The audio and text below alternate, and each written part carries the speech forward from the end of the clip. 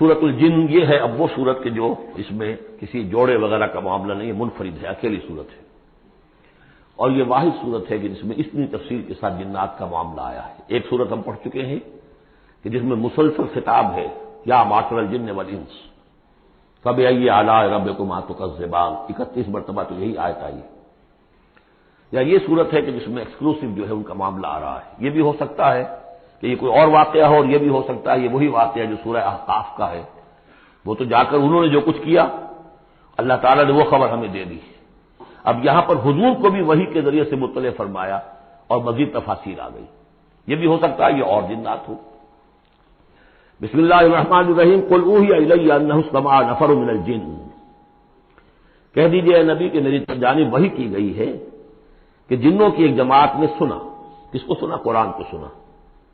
فقالوا انا سمعنا قرآنا عجبا، انہوں نے کہا ہم نے سنا ہے ایک بہت ہی دل کو لبھانے والا قرآن، یہدی الی الرشد، جو نیکی اور رشد اور ہدایت کی طرف رہنمائی کر رہا ہے۔ فآمنا بہ، تو ہم تو ایمان لے آئے۔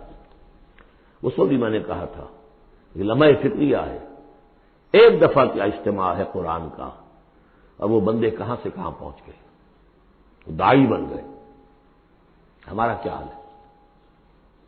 ہم نے اس معنی میں قرآن کبھی پڑھا ہی نہیں، سنا ہی نہیں۔ سنتے ہیں تو خیبر میل کی اسپیڈ سے جو پڑھ رہا ہوتا قاری، 5 دن میں پورا قرآن، 6 دن میں پورا قرآن، اور اشتہار دیے جا رہے ہیں۔ یہ ہے ہمارا ریچول۔ یہاں تو 20 منٹ میں ہو جاتی ہے، یہاں 30 منٹ، یہاں چلو وہاں اور سے بھی کم میں ہو جاتی ہے، وہاں چلو۔ قرآن کا نتیجہ تو یہ نکلنا چاہیے وہ آپ کو پوزیس کر لے، جانے نہ دے۔ انا سمعنا قرآنا عجبا یہدی الی الرشد فآمنا بہ ولن نشرک بربنا احدا، اب ہم کبھی بھی اپنے رب کے ساتھ کسی کو شریک نہیں ٹھہرائیں گے۔ وانہ تعالی جد ربنا، اور یقیناً ہمارے رب کی عزت شان بہت بلند ہے۔ متخذ صاحبۃ ولا ولدا، اس نے نہیں اختیار کی نہ کوئی بیوی اور جورو نہ کوئی اولاد۔ وانہ کان یقول سفیہنا علی اللہ شططا، اور یقیناً ہمارا جو بے وقوف ہے بڑا، مراد یہاں پہ ہے وہی عزازیل، ابلیس، لعین، وہ چونکہ ہمارا ذرا بڑا بڑگر ہے، تو وہ جو کچھ کہتا رہا ہے اللہ کے بارے میں، وہ باتیں جو ہیں وہ بہت ہی غلط تھیں، شطط، خلاف حقیقت۔ وَأَنَّا ظَنَنَّا أَن لَّن تَقُولَ الْإِنسُ وَالْجِنُّ عَلَى اللَّهِ كَذِبًا، ہم تو اس گمان میں رہے، خوش گمانی میں، کہ جن اور انسان اللہ تعالیٰ کے اوپر جھوٹ نہیں باندھیں گے، لیکن وہ بدماش تو جھوٹ باندھتا رہا۔ ہم نے اپنی شرافت میں اس کی بات کو مان لیا۔ وَأَنَّهُ كَانَ رِجَالٌ مِّنَ الْإِنسِ يَعُوذُونَ بِرِجَالٍ مِّنَ الْجِنِّ فَزَادُوهُمْ رَهَقًا، اور یہ کہ جو انسانوں میں سے مرد ہیں وہ جنات کے مردوں میں حفاظت پکڑتے ہیں۔ یہ ہوتا تھا ان کا طریقہ، وہ سمجھتے تھے کہ بیابان میں جو ہے جنات رہتے ہیں اور وہ ان کے جو ہیں سردار بھی ہیں، تو اب راستے نے پڑاؤ ڈالا ہے جنگل میں، تو سب سے پہلے کہتے تھے کہ ہم اس جنگل کے، اس بیابان کے جنات کی ہم پناہ میں آتے ہیں۔ اب وہ سنتے ہوں گے یہ بے وقوف، یہ آدم کی اولاد، ہمارے تو جد امجد کو نکال دیا گیا جنت سے اس لیے کہ اس کو سجدہ نہیں کیا، یہ ہمیں معبود بنائے بیٹھے ہیں، ہماری پناہ طلب کر رہے ہیں۔ لہذا ان میں اور سرکشی پیدا ہو گئی اور اکڑ گئے کہ یہ انسان ہو کر یہ ہماری پناہ مانگ رہے ہیں، ہم سے طلب کر رہے ہیں پناہ، تو اس سے ان کے اندر اور زیادہ سرکشی پیدا ہو گئی۔ وَأَنَّهُ كَانَ رِجَالٌ مِّنَ الْإِنسِ يَعُوذُونَ بِرِجَالٍ مِّنَ الْجِنِّ فَزَادُوهُمْ رَهَقًا وَأَنَّهُمْ ظَنُّوا كَمَا ظَنَنتُمْ أَن لَّن يَبْعَثَ اللَّهُ أَحَدًا، اور دیکھو انہوں نے بھی ایسا ہی سمجھا جیسا کہ تم نے سمجھا ہوا ہے کہ اللہ کسی کو نہیں اٹھائے گا۔ اس کے 2 معنی ہیں، یعنی بعد سے بعد الموت کوئی نہیں ہے، مرنے کے بعد جی اٹھنا نہیں ہے، اور یہ بھی کہ شاید اب اللہ کسی اور کو رسول بنا کر نہ بھیجے، أن يبعث الله أحدا، اس لیے کہ 600 برس بیت چکے تھے، وہ تورات سے واقف تھے جو سورہ احقاف میں تذکرہ آیا ہے، فترت وہی 600 برس، اور یہ طویل ترین وقفہ تھا نبوت کا کہ کوئی نبوت کوئی رسالت دنیا میں نہیں، تو ان کو یقیناً اس سے خیال ہوا ہوگا کہ بس اب ختم ہوا معاملہ، اب کوئی اور رسول نہیں آئے گا۔ وَأَنَّا لَمَسْنَا السَّمَاءَ، اور ہم نے ذرا ٹٹولا آسمان کو، ہم نے چاہا کچھ خبریں وبریں لے کر آئیں ذرا غیب کی، فَوَجَدْنَاهَا مُلِئَتْ حَرَسًا شَدِيدًا وَشُعُبًا، تو ہم نے تو پایا اس کو کہ وہ بھرا ہوا ہے صف چوکیداری سے اور انگارے رکھے ہوئے ہیں ہمیں کھدیڑنے کے لیے۔ یعنی یہ کہ ہمیں معلوم ہو گیا کہ کوئی واقعی وقت ایسا ہے کیونکہ یہ سارا انتظام خاص طور پر جب کہ وحی نبوت آتی تھی تو اہتمام کر لیا جاتا تھا۔ عام حالات میں کوئی بات نہیں، روح اتر رہے ہیں فرشتے، اور یہ جو ہے یہ آگ سے بنے ہیں، وہ نوری ہیں یہ ناری ہیں، کچھ نہ کچھ ان سے یارانہ گانٹ کے کچھ نہ کچھ ان سے لے لیتے تھے، یا یہ کہ اچک لیا، من اس طرح کا سرا قتل، کسی نے کوئی چیز جو ہے کہیں سے لے لی۔ لیکن اب جو ہم نے دیکھا ہے آسمان کو تو واقعی وہاں تو بڑے سخت پہرے لگے ہوئے، یعنی کوئی نہ کوئی وحی کا سلسلہ ہے اور نبوت آنی ہے، اور وہ نبوت ہمیں تو مل گئی، ہم جا کر سنائے کلام اور ہم ایمان لے آئے۔ وانا لمسنا سوا وجدناها ملئت حرسا شدیدا وشہبا وانا كنا نقعد منها مقاعد للسمع، اور ہم وہاں بیٹھا کرتے تھے، وہاں پہ گھاٹ میں بیٹھا کرتے تھے کچھ سنگل لینے کے لیے، مقعد بیٹھنے کی جگہ، مورچہ جہاں پہ بیٹھا جائے، ہم وہاں پر اپنے ٹھکانوں میں بیٹھا کرتے تھے۔ فمن يستمع الان، لیکن اب اگر کسی نے کچھ سننے کی کوشش کی، یجد له شهابا رصدا، وہ پائے گا اپنے واسطے ایک انگارہ گھات میں، میزائل پیچھا کرے گا۔ وَأَنَّا لَا نَدْرِي أَشَرٌّ أُرِيدَ بِمَنْ فِي الْأَرْضِ أَوْ أَرَادَ بِهِمْ رَبُّهُمْ رَشَدًا، معلوم ہوتا بہت بڑے عالم تھے یہ تورات کے جاننے والے، انہوں نے ایسی عظیم بات کہی ہے یہ، ہمیں یہ معلوم نہیں کہ آیا زمین میں بسنے والے ان انسانوں کی کوئی شامت آ گئی ہے یا اللہ نے ان کے لیے کسی بھلائی کا ارادہ کیا ہے۔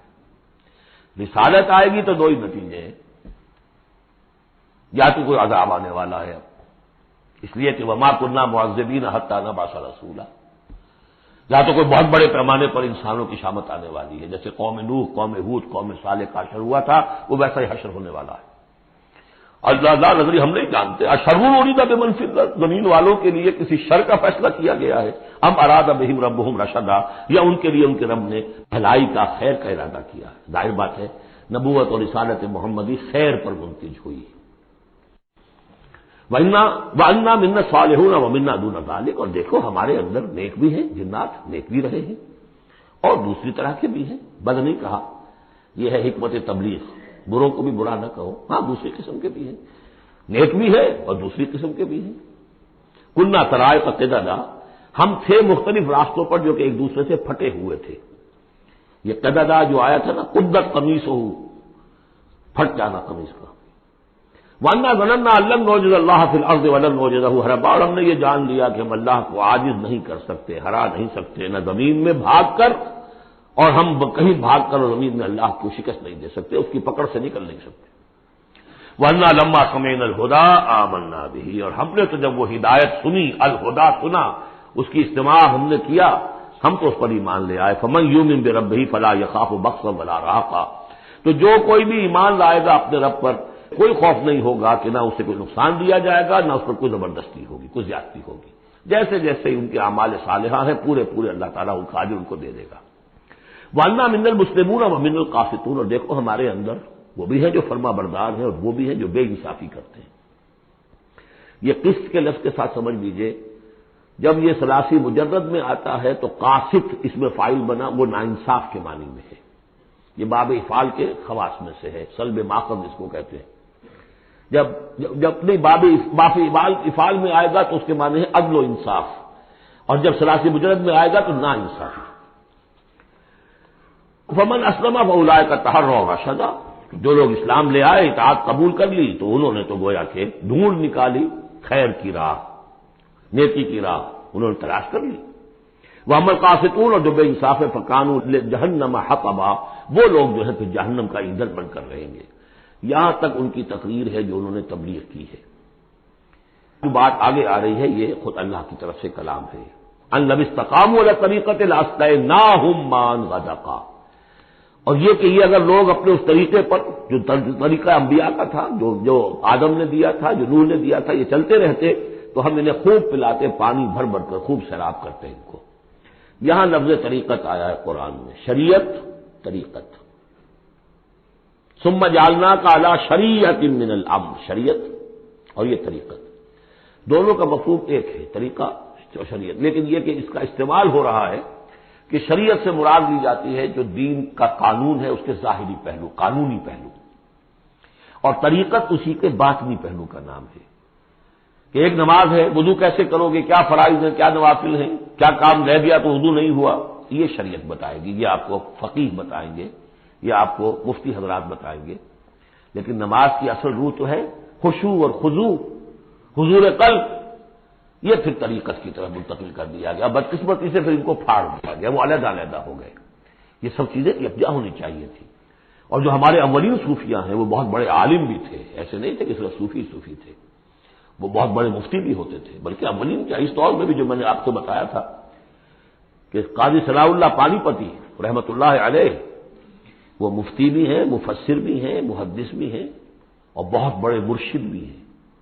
مرزا مظہر جانے جانا شہید کے خلیفہ ہیں، جنہیں شیعوں نے قتل کیا، شہید کیا.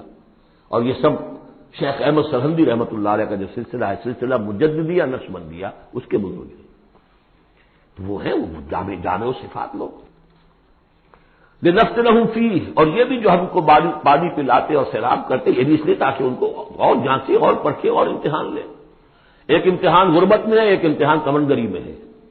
ایک امتحان فاقے میں ہو رہا ہے، ایک امتحان ہو رہا ہے کہ کثرت سے ہم نے دے رکھا ہے. ومن یورد عن ذکر ربہ، اور جو کوئی بھی اعراض کرے گا اپنے رب کے ذکر سے، یسلکہ عذابا صعدا، تو وہ چلے گا، وہ ڈال دے گا اس کو چڑھتے عذاب میں اللہ تعالیٰ، ایسے عذاب میں صعدا جس کی شدت بڑھتی چلی جائے گی. وان المساجد للہ فلا تدعوا مع اللہ احدا، اور دیکھو مسجدیں اللہ کے لیے ہیں. مسجد سے مراد مسجد سجدے کی جگہ بھی ہے، اور مسجد سے مراد سجدے کے یہ اعضاء بھی ہیں. یہ پیشانی اور یہ ناک اور یہ ہاتھ اور یہ پاؤں، ایڑیاں اور وہ پنجے، یہ سارے جو ہیں جو جسم کے حصے ہیں، یہ مسجدیں بھی اور سجدے کی جگہیں بھی للہ ہے، سب اللہ کی ملکیت ہے. فلا تدعوا مع اللہ احد، اللہ کے ساتھ کسی اور الہ کو مت پکارو. وانہ لما قام عبداللہ یدعوہ قالوا یکونون علیہ لبدا، اور یہ اب یہاں پھر قول آ گیا ہے انہی کا جنات کا کہ جب وہ عبداللہ کو ہم نے دیکھا وہ کھڑا تھا، وہ قرآن پڑھ رہا تھا، وہ نماز پڑھا رہا تھا، لما قام عبداللہ یدعوہ، اسے پکار رہا تھا اللہ کو، اللہ کا بندہ. قالوا یکونون علیہ لبدا، وہ تو ایسے ہو رہے تھے سننے والے گویا کہ اس کے اوپر ٹھٹ کے ٹھٹ جمع ہو جائیں گے وہاں پر، لیکن یہ کہ وہ ایمان نہیں لا رہے تھے. قل انما ادعو ربی، کہہ دیجئے اے نبی صلی اللہ علیہ وسلم، دیکھو میں پکارتا ہوں اپنے رب کو، ولا اشرک بہ احدا، اس کے سوا میں کسی اور کو شریک کرنے کے لیے تیار نہیں. قل انی لا املک لکم ضرا ولا رشدا، کہہ دیجئے مجھے کوئی اختیار حاصل نہیں ہے تمہارے لیے، نہ کسی نقصان کا اور نہ کسی راہ پر لانے کا، میں تمہیں ہدایت نہیں دے سکتا. وہ آیت یاد کر لیجئے، انک لا تہدی من احببت ولکن اللہ یہدی من یشاء، اے نبی آپ ہدایت نہیں دے سکتے جسے بھی چاہیں، وہ تو اللہ ہی ہدایت دیتا ہے جس کو چاہتا ہے. قل انی لن یجیرنی من اللہ احد ولن اجد من دونہ ملتحدا، کہہ دیجئے میں ہرگز نہ پاؤں گا کہ مجھے اللہ کے سوا کوئی پناہ دے سکے. یجیرنی من اللہ احد، اللہ کی پکڑ سے بچانے کے لیے مجھے کوئی پناہ دے سکے میں نہیں پاؤں گا. ولن اجد من دونہ ملتحدا، اور اللہ کے سوا میں کہیں جو ہے کوئی اپنا سر چھپانے کی جگہ نہیں پاؤں گا. الا بلاغا من اللہ ورسالاتہ، الا یہ کہ میں اس کی طرف سے پیغامات اور اس کی طرف سے تبلیغ کا فریضہ سر انجام دوں. اگر میں نے یہ کام نہیں کیا تو میں پکڑا جاؤں گا. فَلَنَسْأَلَنَّ الَّذِينَ أُرْسِلَ إِلَيْهِمْ وَلَنَسْأَلَنَّ الْمُرْسَلِينَ، ہم تو پوچھ کر رہیں گے ان سے بھی جن کی طرف رسولوں کو بھیجا، اور پوچھ کر رہیں گے رسولوں سے بھی. وَمَن يَعْصِ اللَّهَ وَرَسُولَهُ، جو کوئی بھی اللہ اور اس کے رسول کی نافرمانی کرے گا، فَإِنَّ لَهُ نَارَ جَهَنَّمَ خَالِدِينَ فِيهَا أَبَدًا، تو اس کے لیے تو پھر جہنم کی آگ ہے جس میں وہ ہمیشہ ہمیشہ رہے گا. حتیٰ اذا رأوا ما يوعدون، یہاں تک کہ جب وہ دیکھیں گے جس چیز کی انہیں دھمکی دی جا رہی ہے، فَسَيَعْلَمُونَ مَنْ أَضْعَفُ نَاصِرًا وَأَقَلُّ عَدَدًا، اس وقت انہیں معلوم ہو جائے گا کون کمزور ہے مددگاروں کے اعتبار سے اور کون اقلیت میں ہے تعداد کے اعتبار سے.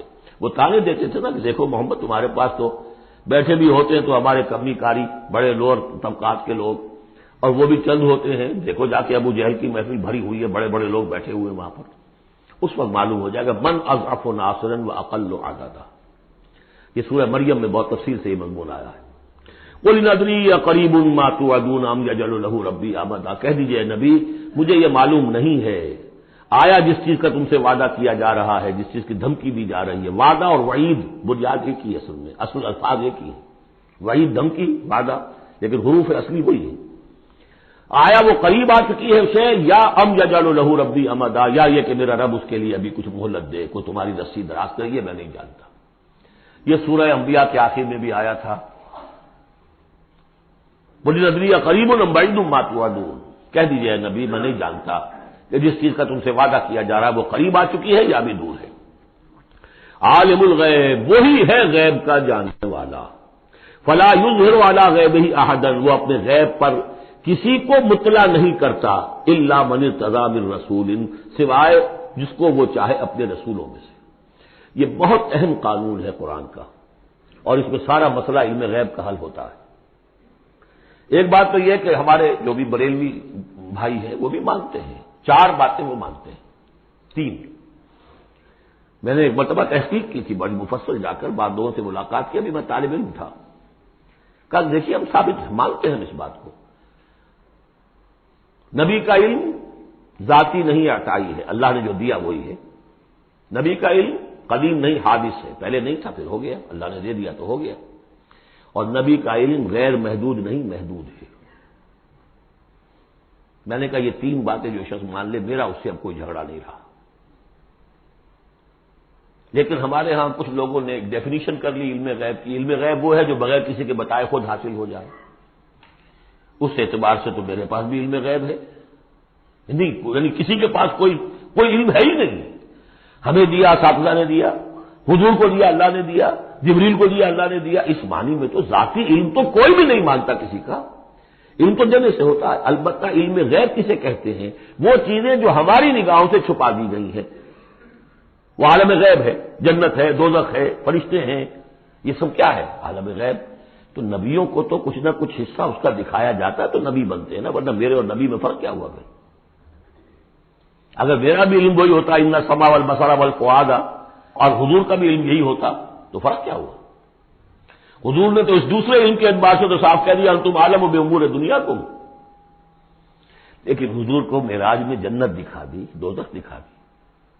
زمین پر رہتے ہوئے آپ نماز پڑھا رہے تھے، استسقاء کی نماز، اسی کے دوران اچانک ایک دفعہ آپ آگے بڑھے، لوگ حیران ہوئے کیا ہوا ہے، ایک دفعہ پیچھے ہٹے۔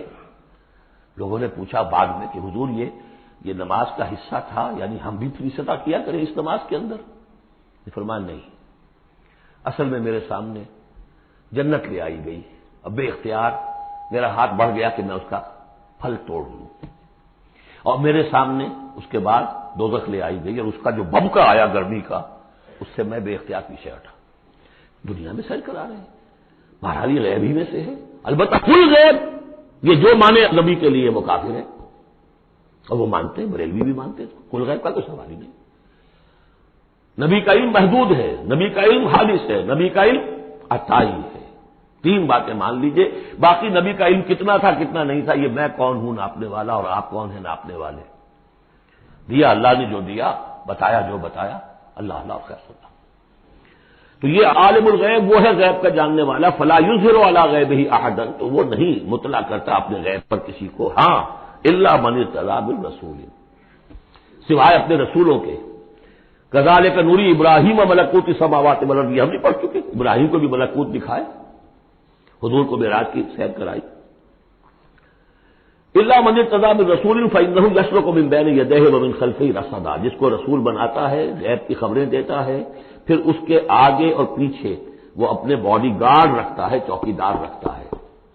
یسلک من بین یدیہ، اس کے سامنے بھی، ومن خلفہ، پیچھے سے بھی چوکیدار، حفاظت کرنے والے، لیعلم ان قد ابلغوا رسالات ربہم، تاکہ یہ بات بالکل واضح ہو جائے کہ انہوں نے واقعتاً اپنے رب کے پیغامات پہنچانے کا حق ادا کر دیا،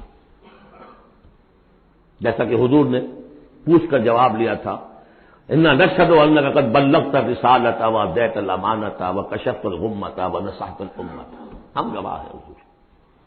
واحاط بما لدیہم، اور اللہ تعالیٰ جو کچھ ان کے پاس ہے سامنے سب کا احاطہ کیے ہوئے ہیں، واحصا کل شیء عددا، اور ہر شے کی اس کی جو انوینٹری ہے وہ بڑی مکمل ہے، کوئی چیز وہاں سے غائب ہونے والی نہیں ہے، ہر ایک کا عدد کے ساتھ حساب کتاب کا اسے رکھا ہوا ہے۔